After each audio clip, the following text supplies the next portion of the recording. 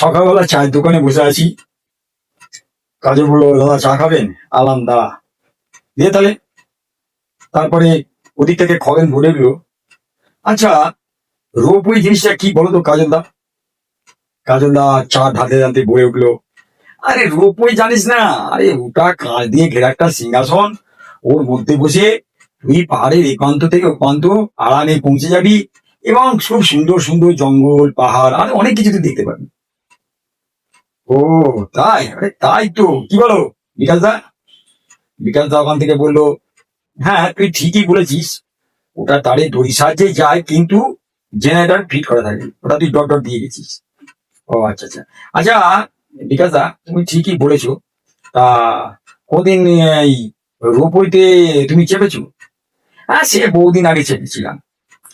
আচ্ছা বিকাশ দা, ধরো এই রোপওয়েতে তো মানুষ যাচ্ছে, বাই চান্স ধরো রোপওয়ে ওই তারের দড়ি ছিঁড়ে গেল, তখন কি হবে? দেখ, আমার দেখা তো সৌভাগ্য হয়নি এই জন্মে, তবে তুইও দেখেছিস কিনা আমি জানি না, তবে এটুকু বলতে পারি শুনে না।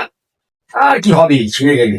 বডিগুলো সব পরপর সাজানো থাকবে, আর ওই যে শরীরের যে পার্টস গুলো, ধর এই হার্ট, কিডনি, লাঞ্চ, লিভার, সেগুলো ধর ওই কি বলে ওই এনআরএস, পিজি, আরজিকর, ভাঙু, এই সমস্ত হসপিটালে সেখানে পৌঁছে যাবে।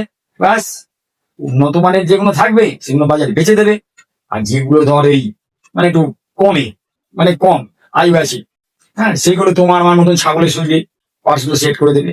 ব্যাস, এইবার ধর কোনোটা আয়ু 1 মাস 2 মাস, কোনোটা আবার 90 দিন। ব্যাস, ওই থ্যাবড়ানো পার্টস নিয়ে যে কদিন পর বেঁচে থাকো। তাহলে এবার চিন্তা কর, তুই কি রোপওয়েতে ঘুরবি? না না বিকাশ দা, এত তাড়াতাড়ি তুমি আমাকে বলো না। তাহলে কি ঠিক করি কাজল? দেখো, আমি আগে ভেলোরেতে চেক আপ করে দেখবো আমার পার্সের আয়গুলো কতদিন আছে, তারপর আমি ওই তোমার রোপওয়ে, হাইওয়ে, নরওয়ে কোথায় যাব ভেবে দেখবো। বেশ, তুই ভাব। তাহলে আজকের মতো আমি চললাম, কালকে আবার কি নিয়ে ভাববি আমাকে জানাবি, আমি এসে আলোচনা করবো। ঠিক আছে?